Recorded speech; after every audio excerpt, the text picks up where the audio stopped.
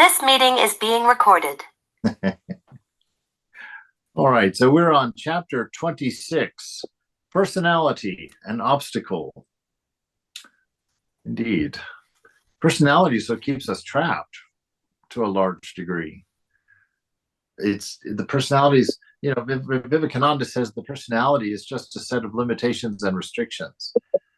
That's all it is. And when I first read that, I thought, no, it's got to be more complex than that.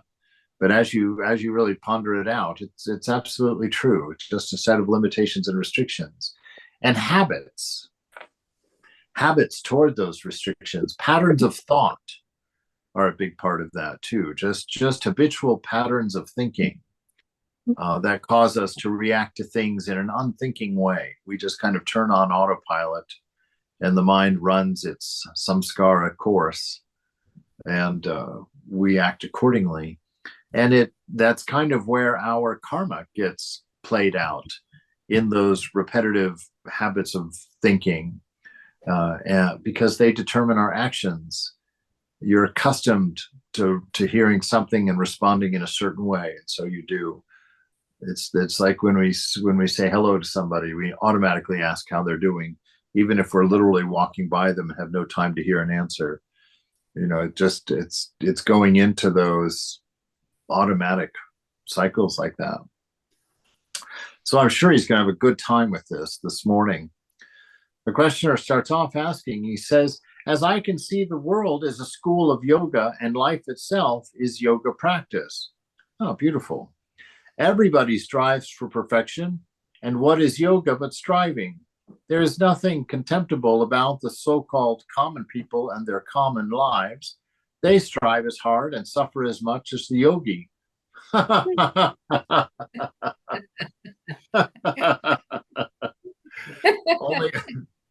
only they are not conscious of their true purpose. So Maharaj asks, in what way are your common people yogis? Right? In what way are your common people yogis? Well, the questioner says their ultimate goal is the same. What the yogi secures by renunciation, the common man realizes through experience. The way of boga is unconscious and therefore repetitive and protracted, while the way of yoga is deliberate and intense and therefore can be more rapid. Maharaj. What's that? Yes. He's digging himself his hole this morning. Let's see him. Maharaj, maybe the periods of yoga and boga alternate. First bogi, then yogi, then again bogi, and then again yogi.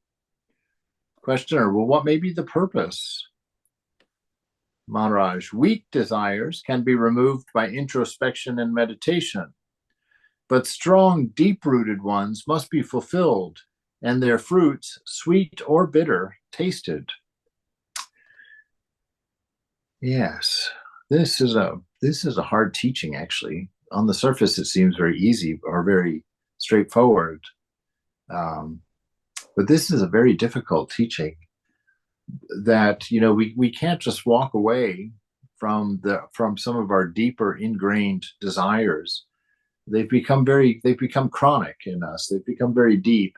And even though you reason your way through them, and even though you can see the absurdity of them, and you can see the unnecessity of them, you're still enslaved to them because the habit is still there, nice and strong, and the focus point is still on the gaining, the pleasure, the nice part of it. And discernment, is a long process, because you discern it and you learn to see that you don't want these things, but your drive to do them is greater somehow. You just somehow can't stop. It's like a train, whenever a train hits something, it very rarely stops before it gets there. And when it hits it, it doesn't just bump it. You're not going to get a fender bender with a train. That train just wallops and goes right through that car, no matter how long it tried to stop. And so our samskaras, our habits of thinking and our habits of action have the momentum of a train, because they may not just be the 5 or 10 years we think they are. we've all been working on this, but potentially, if one believes in reincarnation, we've been doing this for tens of thousands of years. And so we've got ruts of habit, 10,000 years deep, Grand Canyon sized. And you get rid of them by going like to a cave or something? Well, you stop building more of them by going to a cave. But if you go to the cave and you still think about the ones you brought into the cave with you, that's still running currents of thought through your canyon. So it's really more than a cave, it's renunciation that's required.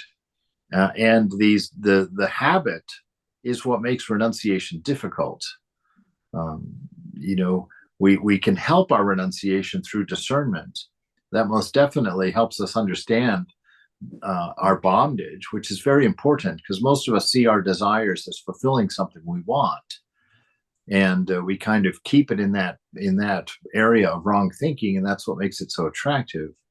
But under close surveillance, when we look closely at the activity of desire, we find that it doesn't give us what we want, that it just makes us want that thing more, and we fall deeper and deeper into the cycle, whatever it is.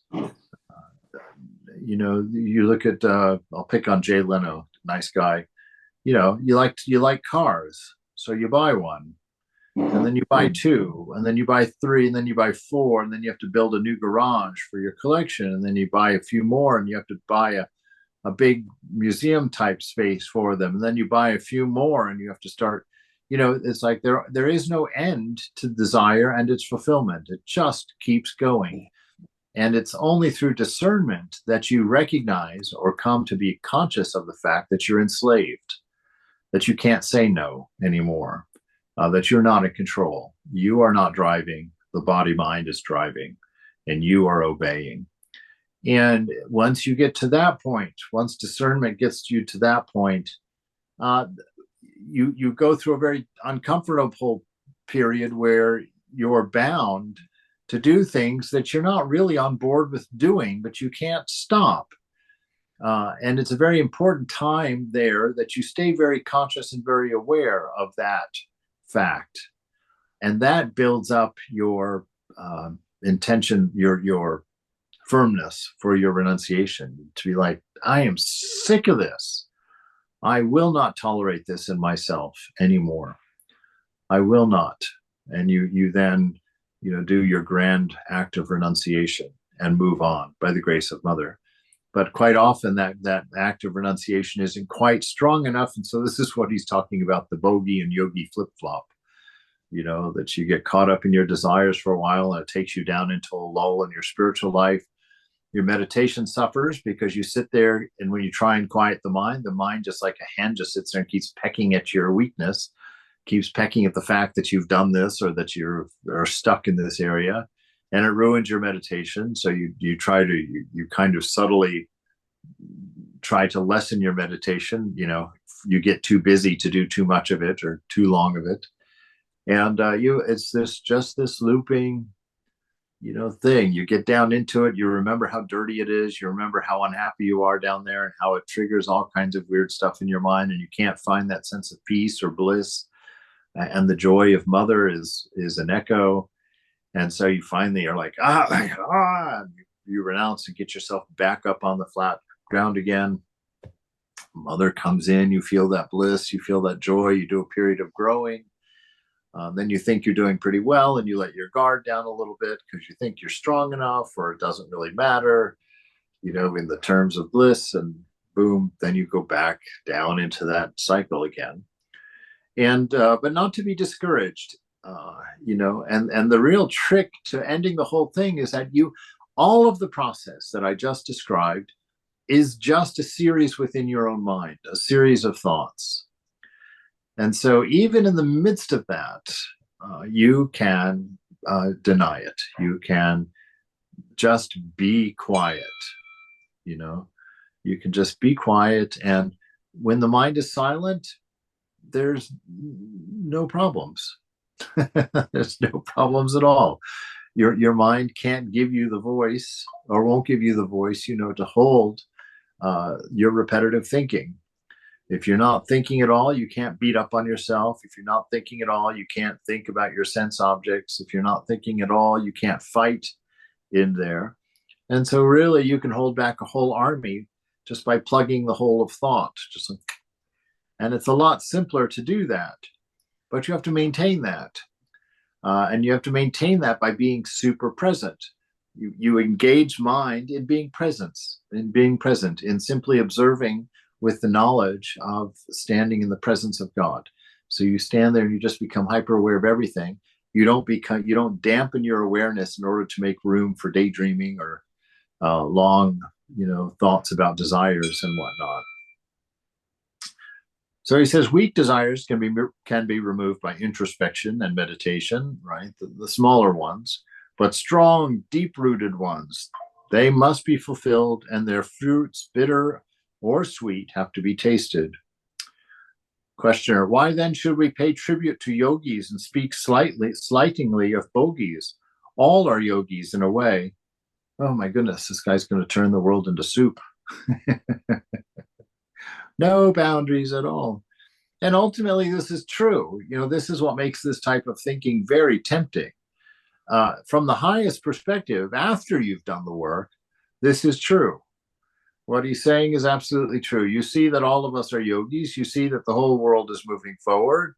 You see that God is the only doer, and that the rest of this is a play of God entangling himself in balls of yarn called body-minds. But when you say it prematurely, it stunts your growth. When you say it prematurely, you get stuck. You get caught in it. You don't have the discernment or the renunciation in order to be able to know this. You're entangled and you're stuck, and you're just coming up with a new way of describing your stuckness. I'm not stuck. I'm just a yogi who's in the mud. Like that. It's like, it gets muddy. It's unclear, but that's what makes this seem so right, is that from the highest perspective it is, but until you're at that perspective, you can't own that perspective. Maharaj, on the human scale of values, deliberate effort is considered praiseworthy, right?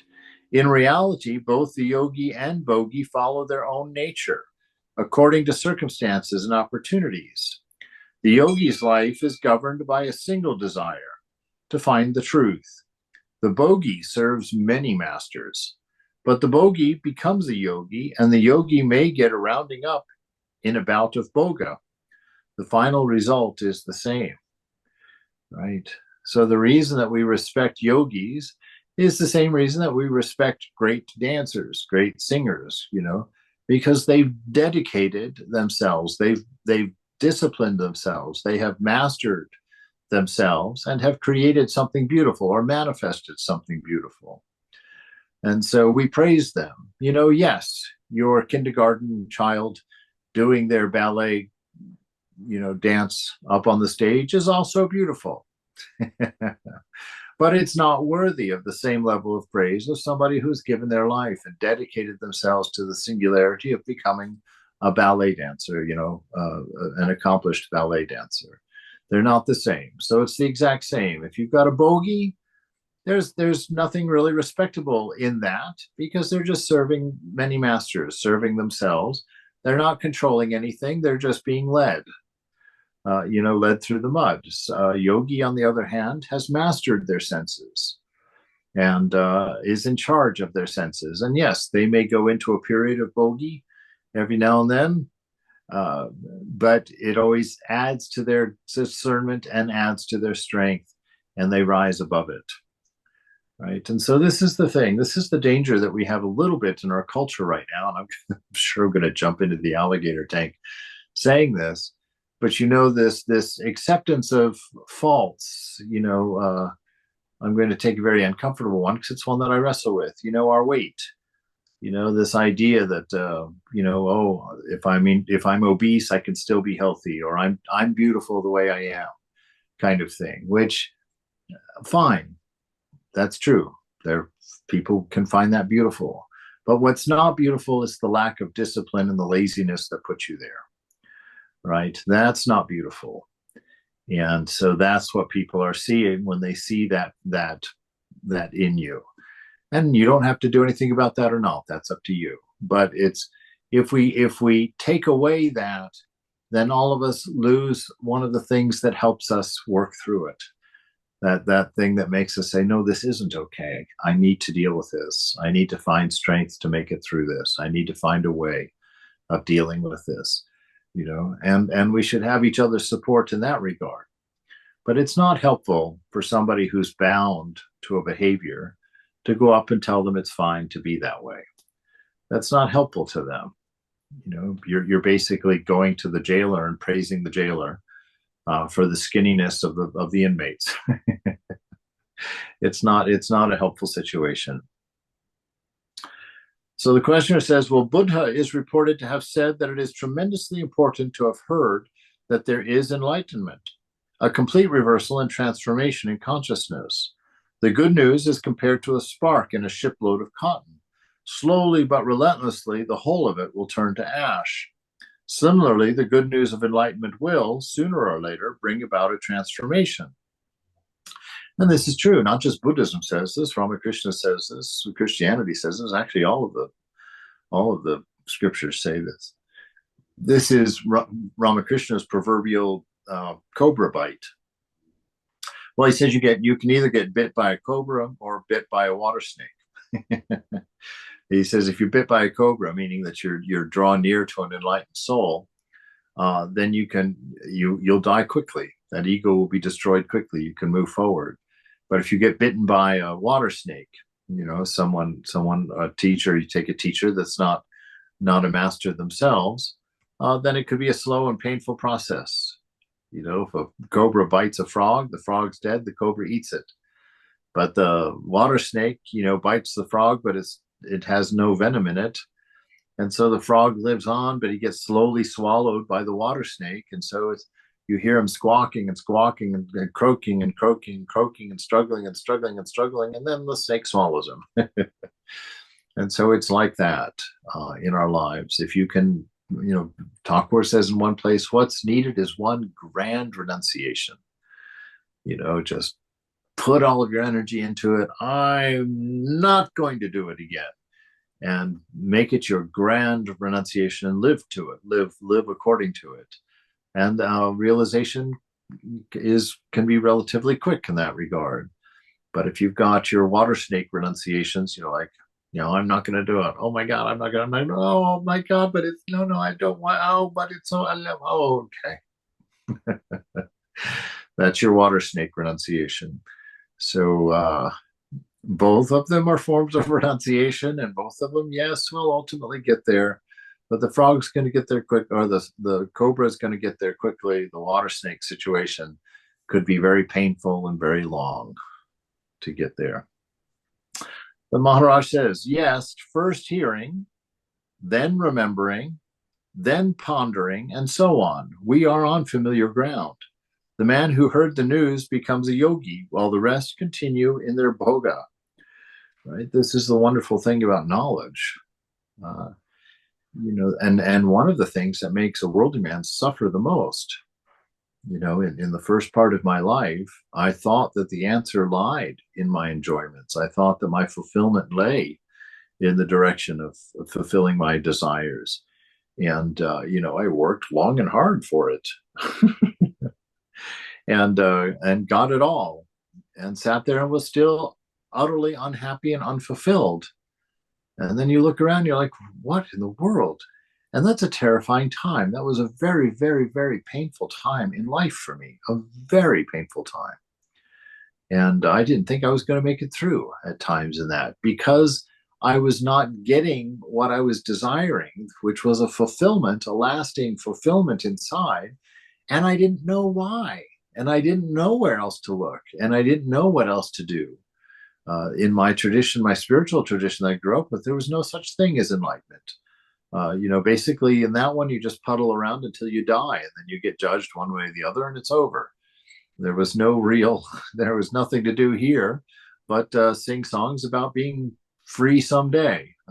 You know, that someday heaven's going to be really cool.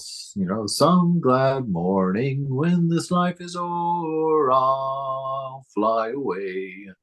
And that was spiritual life, waiting to fly away.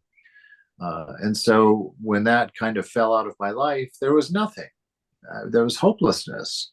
There was all of this failure and all of this discontent and this constant barraging of desire in my mind, to the point of almost going crazy in it. And just being completely bewildered about why it wasn't working, and why I wasn't happy, and why I couldn't seem, what was wrong with me, that I couldn't seem to enjoy myself in a real way that was lasting.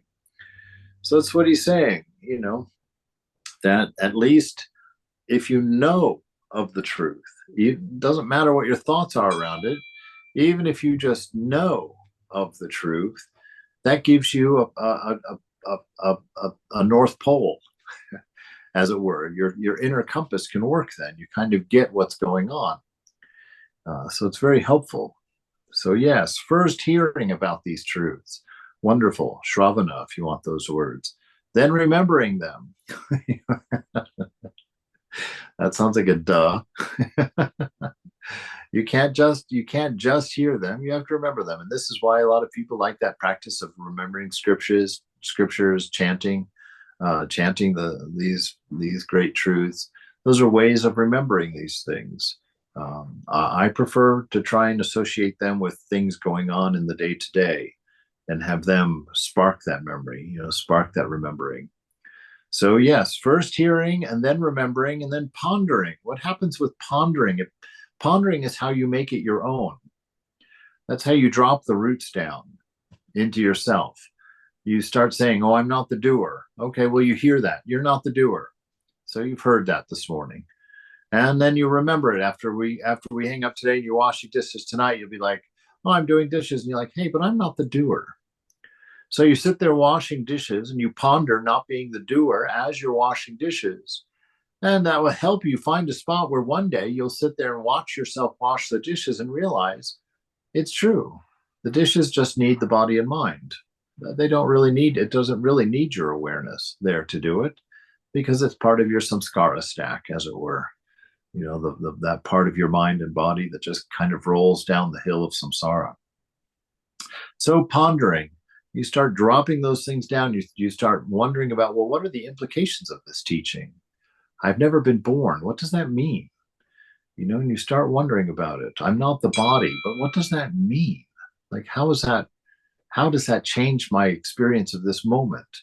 Where is my connection to the body in this moment? Where am I feeling it? How am I attached to it? And how would I be different if I wasn't attached to it? And what does attachment mean anyway? This is pondering. And this is what my walks are about.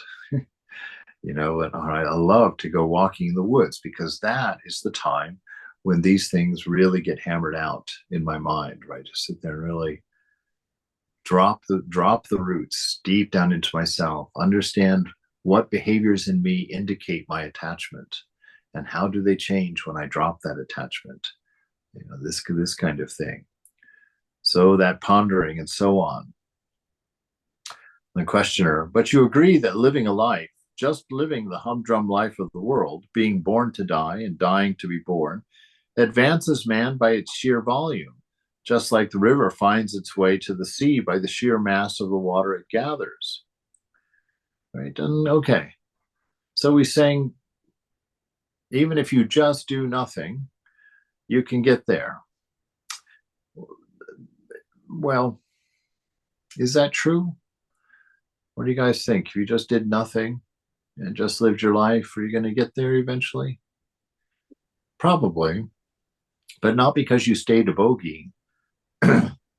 It's going to be because of the parts of that life where you became a yogi, where you started working on your discernment, started learning the lessons that your actions and experiences are teaching you, pondering them, and then letting that build renunciation. So it's still because of the yogi in you that you come to realize God. The bogey in you will die. No bogey enters at the end. Mostly because the bogey doesn't want to enter at the end. He's like, what is that? Self-discipline, forget it. Meditation, no way.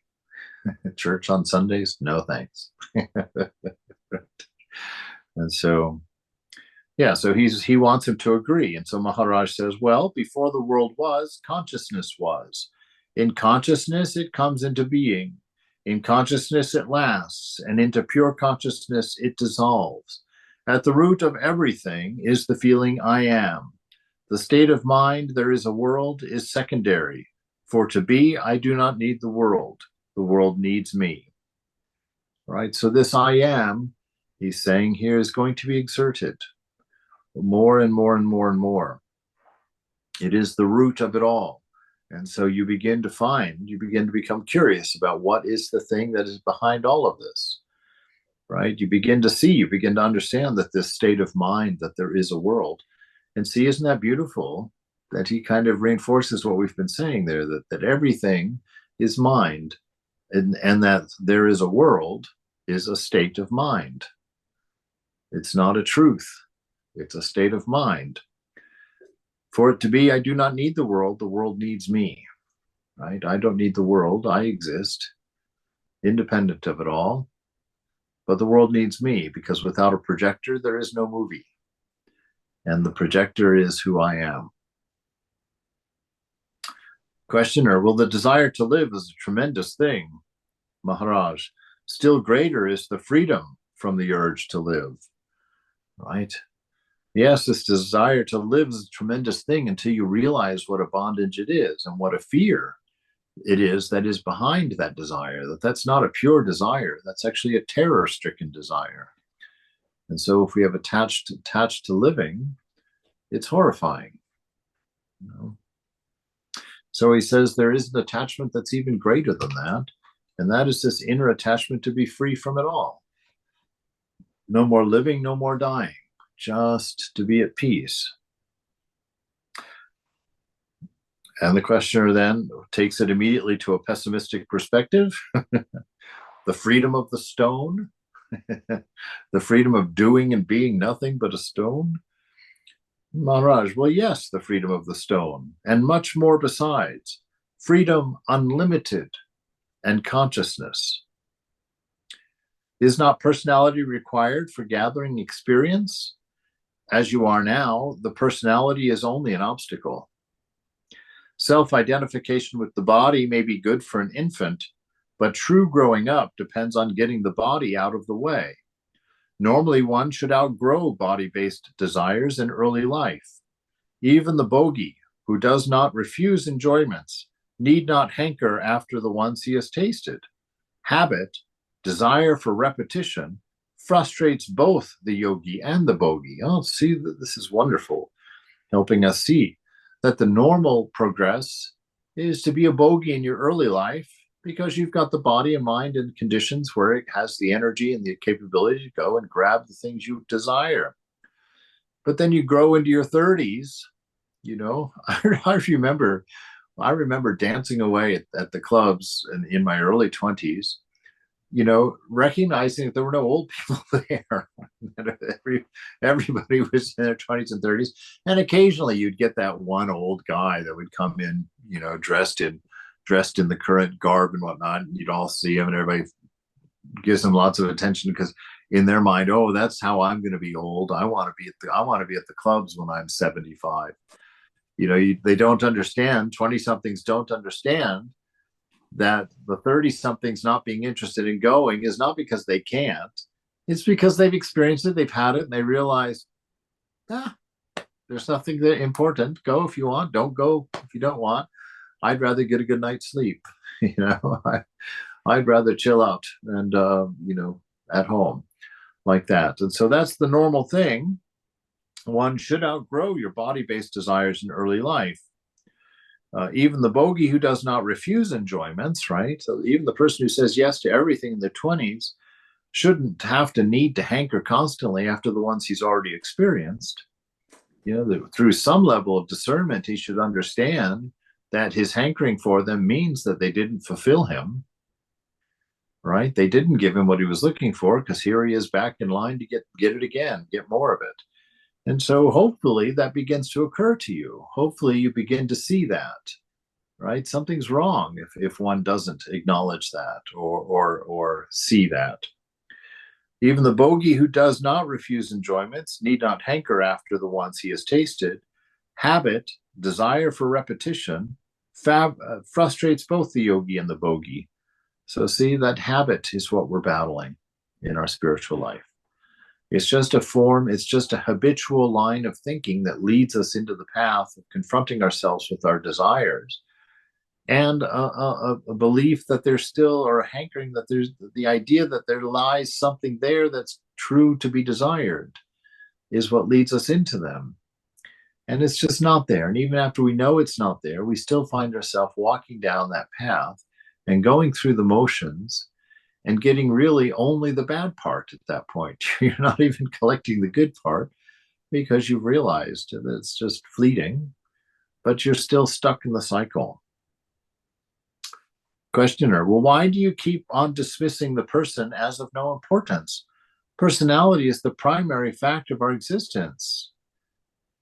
Oh, see, there's a wrong statement right there. Personality is the primary fact, the first fact of our existence? My goodness. It occupies the entire stage. All right. Maharaj, as long as you do not see that it is mere habit, built on memory, prompted by desire, you will think yourself to be a person. Right? He's saying, think about this. Your personality, what is it? This is a wonderful definition right here. If you're someone who's proud, or you love yourself a bit too much, this is a great sentence to meditate on. Your personality, this beautiful, witty, loving self that you've created, that you laud and are constantly protecting and building up, is really just a habit, a way of being in the world, built on memory, right? Prompted by desire. Yeah, that's all it is. A habit built on memory, prompted by desire. A memory built on habit, prompted by desire. That's personality. That's the individual self. And this guy wants that to be the primary. He wants that to be the primary of life, that takes up the whole stage. Well, it does take up the whole stage. That's the nature of ego. But it's not worth honoring. It's not worth worshiping, because it's a habit built on memory, prompted by desire. All three of those things are unreal, are not lasting. All right, so as long as you do not see that it is mere habit built on memory, prompted by desire, you will think yourself to be a person, living, feeling, thinking, active, passive, pleased, or pained. Question yourself. Ask yourself, is it so? Who am I? What is behind and beyond all this? And soon you will see your mistake. And it is in the very nature of a mistake to cease to be when seen. And it is in the very nature of a mistake to cease to be when it's seen, right? That's that statement of awareness. The knots of Maya untie themselves in the light of awareness, is this last sentence right here. It is the very nature of a mistake to cease to be when it is seen.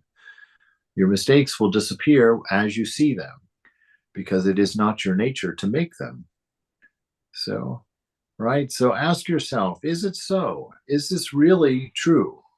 We identify ourselves with being a weak person, or we identify ourselves as being a fat person, right? I'm fat.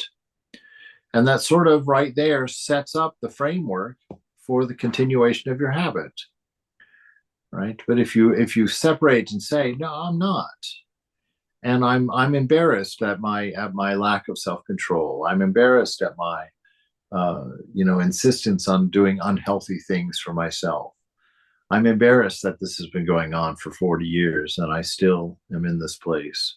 This is not me. That embarrassment forms exactly because that is not me. Myself, the Satchitananda in me is exerting. I'm ever free. I don't want to be this way. I'm ever blissful. I don't want to be stuck and depressed in this regret and this resentment. You know, I'm ever free. I'm ever pure. I don't want to identify with these things anymore.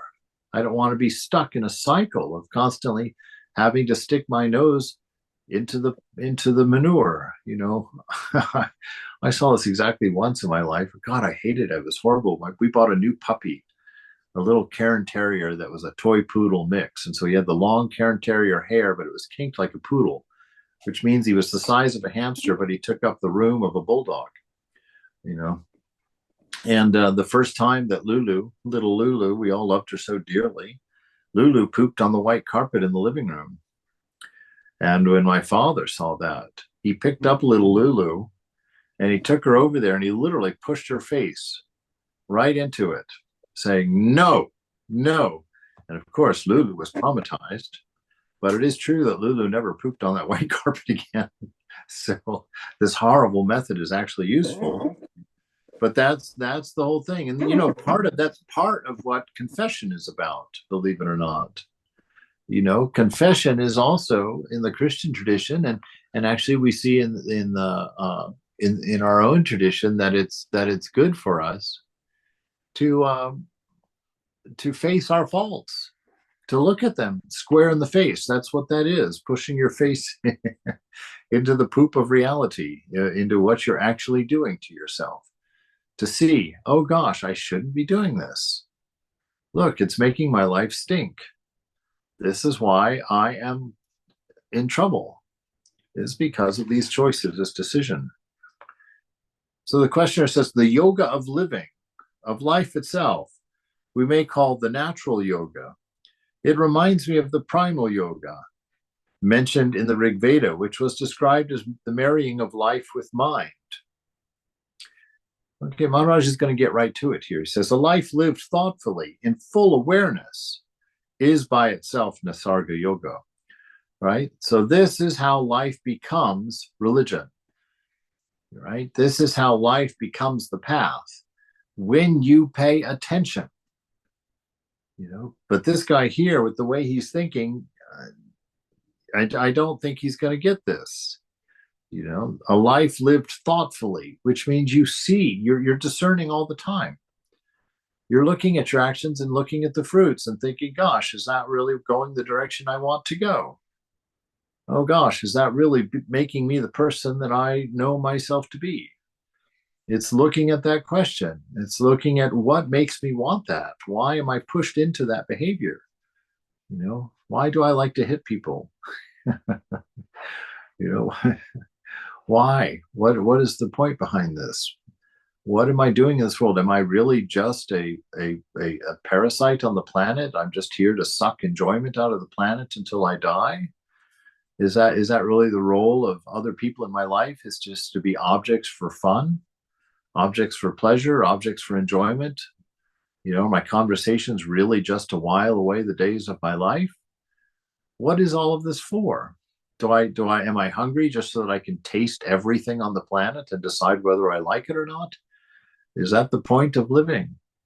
Because, you know, that's the points we give to it. You know, I remember I was sitting on the plane one time. I was coming back from my trip to Germany in the early 90s. And I was sitting behind these two tall-haired women from Oklahoma City, or from, well, it turns out they're from Tulsa, but I only knew at the moment that they were from Oklahoma. And they were having a conversation. They had just gone on one of these 2 weeks, 15-city whirlwind tours of Europe. So I was sitting there listening to their analysis, and one of the women leaned over and she put her hand on her friend's wrist and she says, you know, Bernal, after all of that, I didn't find a single thing I couldn't buy at the mall in Tulsa. They complain about there was no ice in Europe. Yeah, it was, you know, Bernal, after 2 weeks, I couldn't find a single thing that I couldn't buy in the mall in Tulsa. So, you know, when you think about it, that's a perfect description of the bogey.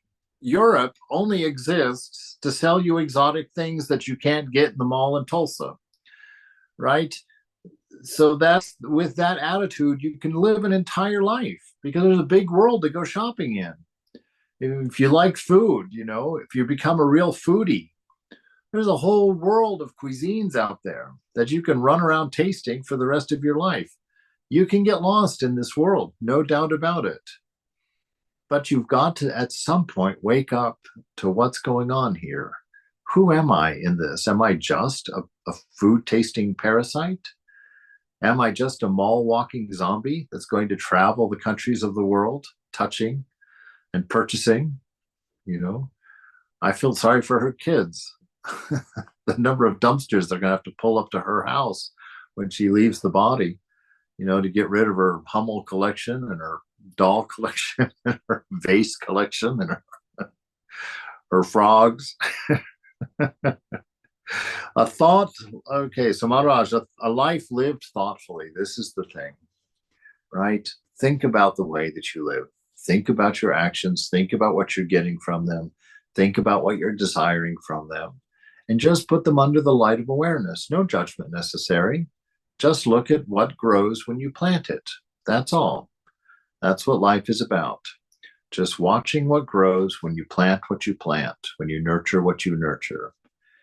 And there is a self within you that it's helpful to know from the beginning that self is love, that self is wisdom, that self is the joy of being. And so if you then think thoughtfully along the lines of love, am I showing love? Am I manifesting love? Am I manifesting selflessness? Am I manifesting non-selfishness in these actions, in these thoughts? If you start living your life in that way, it will become more and more satisfying to you and more beautiful to those around you. So he says, a life lived thoughtfully in full awareness. That is what this Nisarga Yoga, the yoga of life. Questioner, well, what does the marriage of life and mind mean?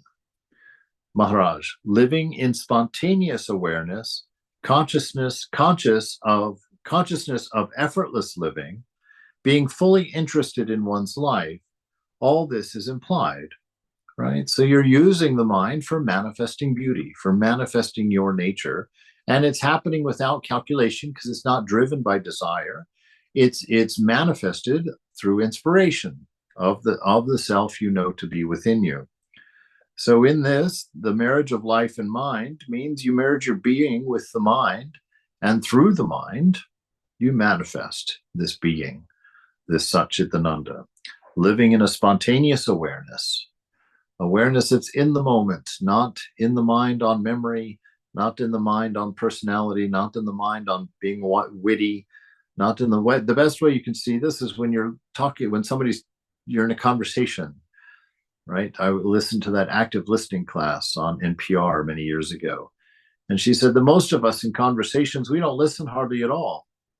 We listen to the other person long enough to form our response. And then once we've got our response formulated, we sit there and it's like, yeah. Hurry up until so that you can get a chance to say what you've been working on putting together in your mind. And so you just sit there both just lobbing your egoistic witticisms back and forth for a while, but no communication's really happening, right? And this is the way that is. So live in spontaneous awareness. Don't be calculating what you're seeing. Don't be analyzing everything while you're seeing it. Just let it be as it is and observe it. Conscious of effortless living. Effortless living means not grasping for something that you've placed into the future, something that you want, something you think you want to become or need. Don't let your desires put your life in the future when you'll attain them. Being fully interested in one's life, being super engaged, right? Being super engaged, being fully aware of all of these things going on, living spontaneously in them, taking everything in your moment and making beauty out of it. Questioner, Sharada Devi, wife of Sri Ramakrishna Paramahamsa, used to scold his disciples for too much effort. She compared them to mangoes on the tree, which are being plucked before they are ripe. Why hurry, she used to say. Wait till you are fully ripe, mellow, and sweet. Maharaj, how right she was. There are so many who take the dawn for the noon, a momentary experience for a full realization, and destroy even the little they gain by excess of pride. Humility and silence are essential for a sadhaka, however advanced. Only a fully ripened Jnani can allow himself complete spontaneity. See, there it is. This isn't a matter of knowing where we're at. Knowing where you're at. When you grow up knowing nothing, when you grow up with no idea of who you are, no idea of the yogas, no idea of practices, no idea of enlightened beings, having never met a holy person in your life, and then you read a book, you find a book in the bookstore, and you read Karma Yoga by Swamiji, and suddenly you're an expert on Karma Yoga, and suddenly you're running around telling everybody how they should live and what they should do, and you're carefully observing everybody in the light of Karma Yoga, and you put up your little billboard outside, oh, I'm a Karma Yogi, I meditate, 3 times a day, and I do this and I do that. That was me when I joined the monastery, and 6 months into it, I tell Swami Prabhupada, I want to write a book. I was that. Westerners were so interested in the instantaneous life, the slightest bit of wisdom. We just think we found the only nugget in the world, and we run out to become gurus, right? We don't understand that there's a good 30 years of dishwashing in between there. 30 years of mowing lawns and, serving holy men and washing lots of bathrooms. There's a lot of work to be done after you first hear these things. Because in the West also, we tend to see knowledge, secular knowledge, as being the thing. That was the thing when I was up in Holy Cross Monastery. I love those brothers. I love that whole experience. But the people that they respect are the people who have written books, the people who have gotten degrees. And, there's not a deep practitioner for miles. Someone deeply dedicated to a practice, who's in control of their mind and body, who lives in a reverent silence in the presence of the divine all the time. Hardly even the idea of that, right? So here he's saying, understand, when you're a beginner, be a beginner and don't rush through it. Be a great beginner. Be deep in that beginning. Formulate your roots in that beginning, and keep your eyes on the practice. Keep your eyes on that I am within, that light of awareness within. Right? And then, so he says there, only a fully ripened Jnani can allow himself complete spontaneity, because only the fully realized, fully ripened Jnani is going to have his desires overcome. For us, living spontaneously means fulfilling our desires in the moment. Yeah, do it. I dare you. That's spontaneous living for the unrealized self. Because we were not even aware of what it means to live spontaneously. We still think spontaneously living means, living on half thought. Don't think it out, just do it. But we haven't even heard that which prompts us for love and wisdom within. So our promptings won't be for love and wisdom. Our promptings will be for egoism. And so the just do it doesn't work until you've done the yamas and the niyamas. You've done the practices to purify the mind, to pull me and mine out of the mind.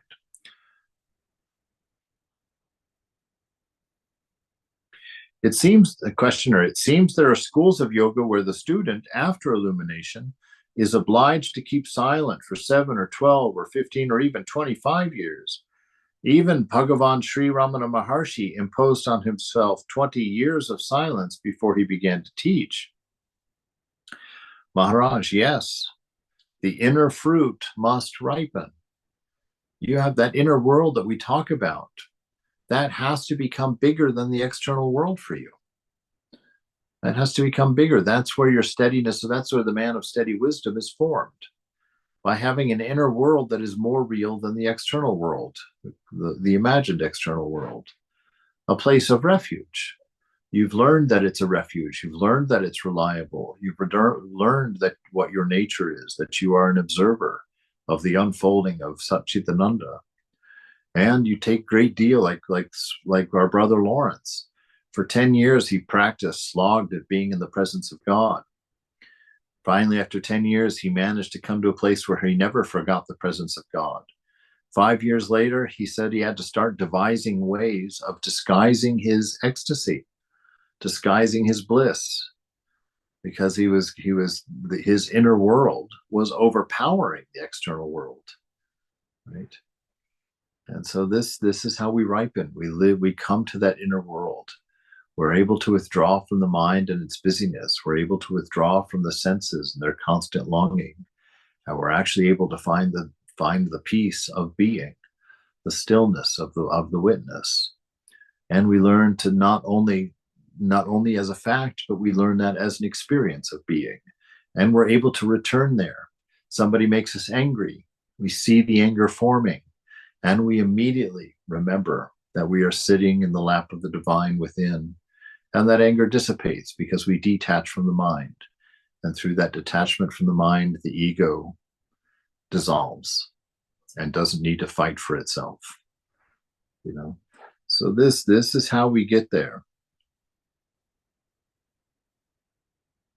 Yes, the inner fruit must ripen. Until then, the discipline, the living in awareness must go on. Gradually, the practice becomes more and more subtle until it becomes altogether formless. It becomes thought dealing with thought within, It becomes dealing with even the impetus that comes before an actual thought. It's the impetus to think, the impetus to desire. This is one of the things it's kind of cool to hear him say this year, because this is one of the things that sort of was a surprise, and a spooky surprise, because it wasn't quite digested for me. But when I realized, I kind of thought that all my faults would kind of fall away in the first couple of years of monasticism, and that's what it meant to have the sail hoisted, and that then I'd be able to kick back and enjoy the cruise. Right? But that's the problem is that yes, your external faults begin to fall away. The things you actually act on begin to fall away. But the battle itself moves inward, and it becomes a battle of more subtle things.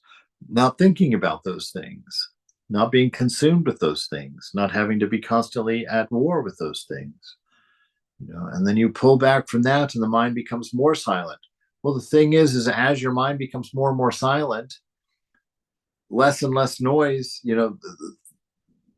what used to be noise is now intolerable, but what becomes your current noise is these subtle things, and they become just as concerning and just as bothersome in that inner world. So it's a progression to subtlety until everything finally becomes formless, until there's just this silence, the silence of being. Right? Questioner, well, Krishnamurti too speaks of living in awareness. Maharaj, he always aims directly at the ultimate. Yes, ultimately all yogis end in your Adhi Yoga, the marriage of consciousness, the bride, to life, the bridegroom. Consciousness and being, Sat Chit, meet the bliss, Ananda. For bliss to arise, there must be meeting, contact, the assertion of unity in duality. See there, for the bliss to arise, there must be a meeting, a contact, the assertion of unity in the duality. It's the awareness of the divine behind silence, the awareness of the divine behind action, the awareness of the beloved beyond manifestation. This is the Ananda. And our consciousness being, that's living in the awareness, that living in the awareness will meet, will come to know of, will become aware of this bliss behind it all.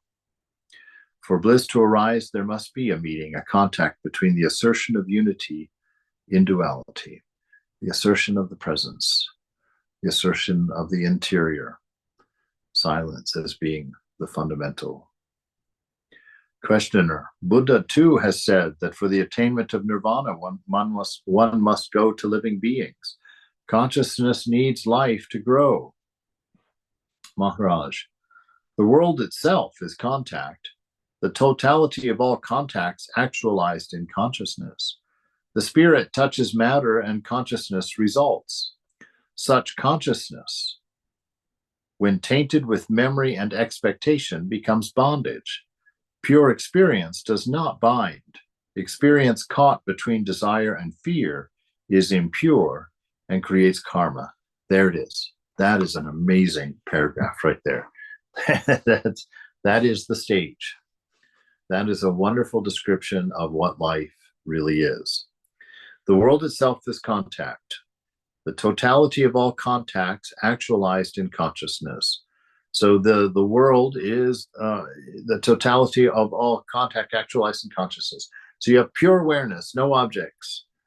Life, right? The world is all objects, all, which is what contacts actualized in consciousness is, right? It's this meeting of the duality, the objects with the sense organs. The spirit touches matter, right? Which is what happens when God breathes that spirit into the body in the Garden of Eden. When he creates Adam, he actually creates Adam's body, but Adam is laying there with no life, just laying there as a physical body. And then God bends down and breathes his spirit into Adam. And suddenly Adam is now animated and he's alive. So that is the moment when spirit touches matter. You know, when you take that first breath at your birth and you scream out crying, you're like, oh my God, what have I done? Look where I am, right? So the spirit touches matter and consciousness results. Now you become aware of a world. You become aware of the relative. Such consciousness, when tainted with memory and expectation, and those two things go together. Memories create our expectation, our desires. That becomes bondage because we can't break out of that view of ourselves. We now believe ourselves to be this thing that desires, and we imagine those things to be desired belong to us and will be us. It becomes bondage. Pure experience does not bind. Why? Because pure experience doesn't have memory or future. It's just isness. It just sees and encompasses, accepts everything. It doesn't bind because it's not based on a memory that projects you into an action to get a desire from the future, right? It allows you to accept the moment as it is and find that to be enough. Nothing more is needed. That's pure experience, an experience with no me in mind. Experience caught between desire and fear, right? These are the two sides of our life. There's fear because we think ourselves to be a body mind and we're watching it grow old and come to a point of expiration. There's a great terror at the foundation of our living because we're afraid of not living. We're afraid that it's going to go away. And experience caught between desire. Desire is all the things that the fear provokes. We have to become whole. We have to become secure. We have to become happy. We have to become stable. We have to become eternal. These are the subtle things that are driving the world. And that seems uncanny. How can that be? My need for eternity? Well, look, that's why we're trying to develop all these health drugs, constantly trying to get ourselves, the body, better, more and more healthy, with the idea that it won't die, won't go away. All of our makeup and all of our Botox and all of our facelifts. What is it? It's to make this body immortal. Age is bad. Age is bad. It must be covered up. It must be hidden. It must be overcome. Right? So these things tainted with memory and expectation become bondage. But pure experience, rightful living, being in the moment, does not bind. It's the experience caught between these desires and fear that is impure. Why? Because it's based on me and mine. And it creates karma. Why? Because your desires, you can't resist jumping into the process of work necessary to create your desire, or create your desire and fulfill your desire. And once that one desire is fulfilled, it's gone deeper now.